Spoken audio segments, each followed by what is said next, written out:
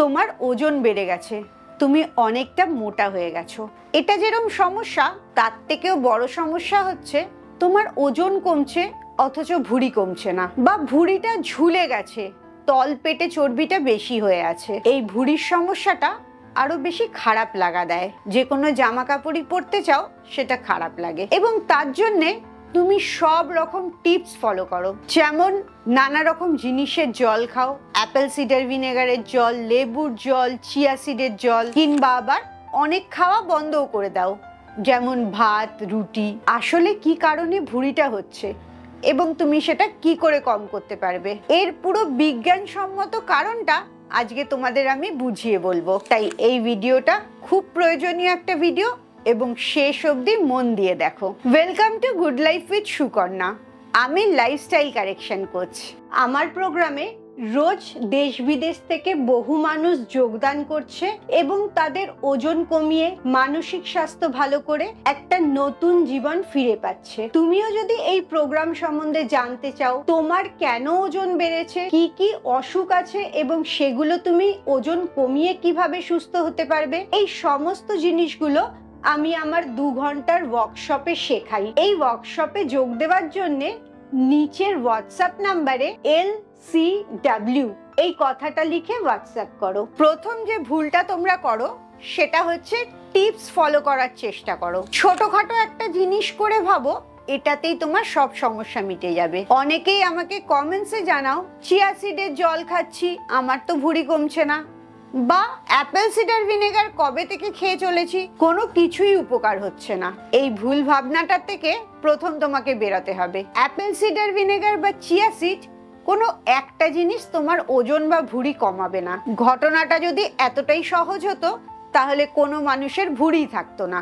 শুধুমাত্র একটা জিনিস করলেই তার ভুঁড়িটা কমে যেত। আসলে ভুঁড়ি হওয়ার পেছনে 2টো কারণ থাকে। একটা হচ্ছে তোমার যতটা প্রয়োজন ক্যালোরি তার থেকে বেশি ক্যালোরির খাবার খাচ্ছ, আর দ্বিতীয়টা হচ্ছে যে পুষ্টিগুণ সম্পন্ন খাবার খাওয়া দরকার, যেটাকে ব্যালেন্সড ফুড বলে, সেটা তুমি খাচ্ছ না। এই দুটোই কি করে ঠিক করবে আজকের ভিডিওতেই বলবো। প্রথম যেটা মাথায় দেবে সেটা হচ্ছে তুমি যা খাবার খাও তার থেকে তোমাকে কম খেতে হবে, কারণ ওই খাবারটা তোমার জন্য প্রয়োজনের থেকে বেশি খাবার। তুমি অতটা খাবার খরচ করতে পারো না। তাই প্রথম ধাপই হচ্ছে খাওয়া কম করা। এখানে প্রচুর এক্সকিউজ দেবে।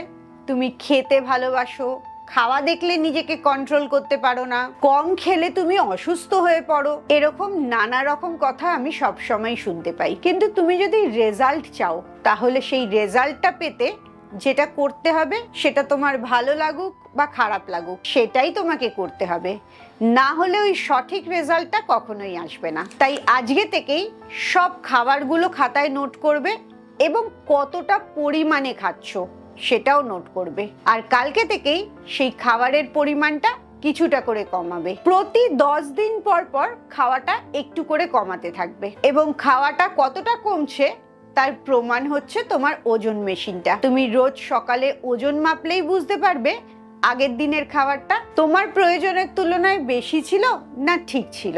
ওজন যদি কমে তার মানে তুমি ঠিকই খেয়েছো, এবং সেই ধরনের খাবারই খেতে থাকবে। এটা গেল ক্যালোরির পার্টটা। কিন্তু শুধু ক্যালোরি দেখলেই ভুঁড়ি কমবে না। ভুঁড়ি কমাতে গেলে সব রকম পুষ্টি আছে এরম খাবার খেতে হবে। পুষ্টি মানে 5টাই ধরতে পারো: কার্বোহাইড্রেট, প্রোটিন, ফ্যাট, মিনারেলস আর ভিটামিন।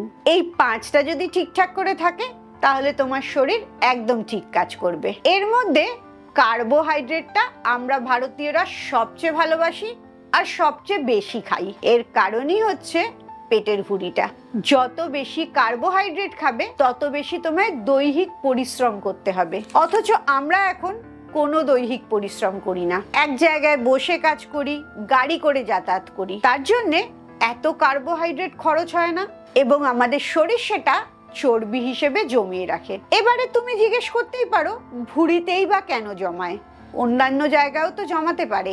এই ভুঁড়িতে জমানোর কারণটা পুরোটাই আমাদের ডিএনএ স্ট্রাকচারের উপর নির্ভর করে। তোমার ডিএনএ স্ট্রাকচারে যেখানে প্রথম চর্বি জমানোর কথা লেখা আছে সেখানেই জমাবে। এটা তুমি বাইরে থেকে কিচ্ছু করতে পারবে না। আরেকটা জিনিস আছে, তোমার মুখে চর্বি বেশি হলো, হাতে পায়ে থাইয়ে চর্বি বেশি হলো, সেটাতে বিপদ কম, কারণ এই জায়গাগুলোয় তোমার শরীরের ইম্পর্টেন্ট কোনো যন্ত্রপাতি থাকে না, যেমন লিভার, কিডনি, প্যানক্রিয়াস, এইসব জিনিসগুলো। অথচ পেটের মধ্যেই এই সব জিনিসগুলো থাকে। আর তাই জন্যে ভুঁড়ি বাড়া মানে রোগ বাড়া। High pressure, high sugar, cholesterol, সব রকম অসুখের কারণেই এই ভুঁড়িটা বাড়া। তাই ওজন কমানোটা বা রোগা হওয়াটা যতটা জরুরি, তার থেকে অনেক বেশি জরুরি ভুঁড়ি কম করাটা। এবারে নিউট্রিশনটা বুঝে নাও ভালো করে। তুমি কার্বোহাইড্রেট বেশি খাচ্ছ।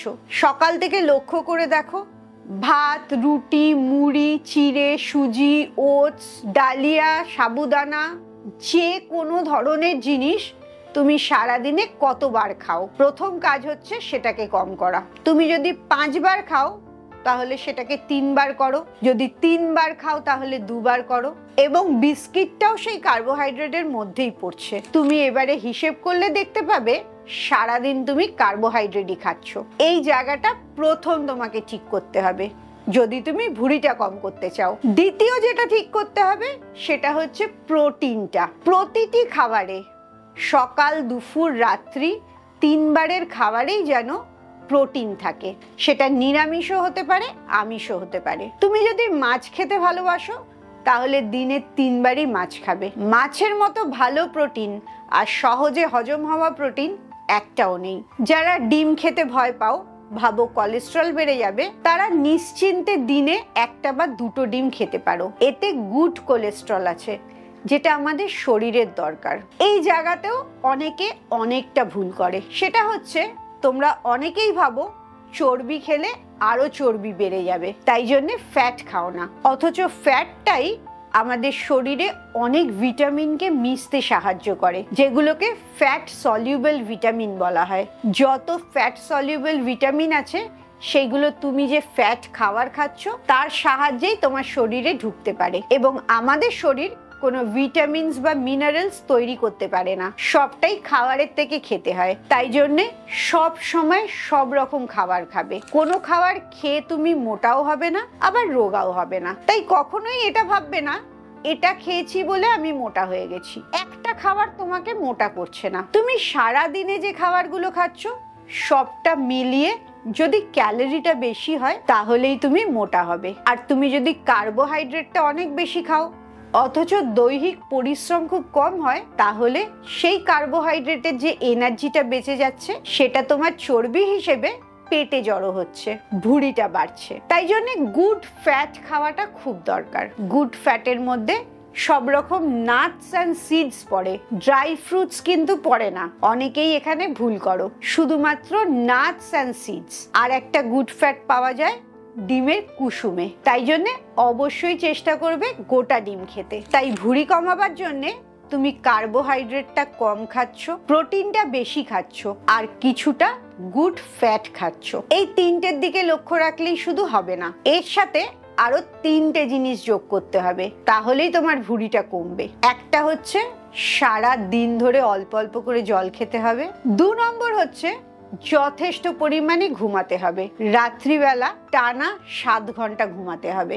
এই ঘুমের কোনো বিকল্প হয় না। আর 3 নম্বর কারণটা সবচেয়ে জরুরি, যেটার জন্য এখনকার দিনে বেশিরভাগ লোকেরই ভুঁড়ি হয়, সেটা হচ্ছে স্ট্রেস আর টেনশন। তুমি যত বেশি স্ট্রেস আর টেনশন করবে তোমার পেটটা তত বড় হতে থাকবে, তত ভুঁড়িটা বাড়বে। প্রচুর মানুষেরই দেখবে হাত পাগুলো একদম রোগা রোগা, ওজনটা একদম ঠিক আছে, অথচ বিশাল বড় একটা ভুঁড়ি। এই ভুঁড়িটার কারণ হচ্ছে অনেক বেশি দায়িত্ব মাথায় নিয়ে নিয়েছো, সারাক্ষণ কোনো না কোনো স্ট্রেসের মধ্যে দিয়ে তুমি যাচ্ছ। তাই স্ট্রেস ম্যানেজ করাটা ভীষণ জরুরি। এর জন্যে আমার গুড লাইফ উইথ সুকন্যা ওয়েবসাইটে একটা গ্র্যাটিটিউড প্র্যাকটিস কোর্স আছে। আমার ডেসক্রিপশনে গেলেই গুড লাইফ উইথ সুকন্যার ইউআরএলটা দেখতে পাবে। ওই ওয়েবসাইটে গিয়ে গ্র্যাটিটিউড প্র্যাকটিস কোর্সটায় জয়েন করলে, ওটা প্র্যাকটিস করতে থাকলে ধীরে ধীরে তোমার স্ট্রেসটা কমতে থাকবে।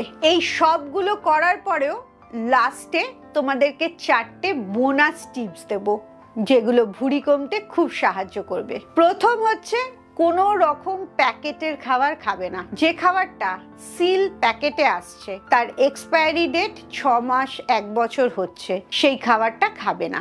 2 নম্বর, কোনো মিষ্টি খাবে না, কারণ মিষ্টির মধ্যে ক্যালোরি অনেক বেশি থাকে আর নিউট্রিশন কিচ্ছু থাকে না। 3 নম্বর, কোনো রকম তেলে ভাজা খাবার খাবে না। অনেকেই মনে করো বাড়িতে বানানো হয়েছে বলে সেটা খুব হেলদি। তুমি বাড়িতে বানাও বা রাস্তা থেকে কিনে খাও, তেলে ভাজা হয়েছে মানেই আননেসেসারি প্রচুর ক্যালোরি তুমি বেশি খাচ্ছ এবং তাতে পুষ্টিগুণ কিছু থাকছে না। তুমি 1 গ্রাম কার্বোহাইড্রেট বা 1 গ্রাম প্রোটিন যদি খাও, তার থেকে 4 ক্যালোরি তোমার শরীর পাচ্ছে। কিন্তু একই জিনিস 1 গ্রাম ফ্যাট যদি খাও, তাহলে 9 ক্যালোরি তোমার শরীর পাচ্ছে, ডাবলের থেকেও বেশি। যা তেলে ভাজা খাবার খাবে সেটাই তোমাকে মোটা করবে, ভুঁড়ি বানাবে এবং উপকার কিচ্ছু করবে না, তাতে কোনো নিউট্রিশন থাকছে না। আর এই কারণেই 4 নম্বর যেটা করবে সেটা হচ্ছে রিফাইন্ড তেল ব্যবহার করবে না, কোল্ড প্রেস তেল ব্যবহার করবে। আমার একটা তেলের ওপরে গোটা ভিডিও আছে, অবশ্যই এই ভিডিওটা শেষ হলে ওই ভিডিওটা গিয়ে দেখবে। কি তেলে রান্না করলে সবচেয়ে ভালো সেটা জানতে পারবে। আজকে যে টিপসগুলো বললাম প্রত্যেকটা নোট ডাউন করো এবং মেনে চলার চেষ্টা করো, দেখবে খুব সুন্দরভাবে তোমার ভুঁড়িটা কমে যাচ্ছে। তুমি কোন ভুলটা সবচেয়ে বেশি করো অবশ্যই আমাকে কমেন্টসে জানাও। খুব ভালো থাকো, মানসিক আর শারীরিকভাবে একদম সুস্থ থাকো। আবার পরের ভিডিওতে তোমাদের সাথে দেখা হচ্ছে।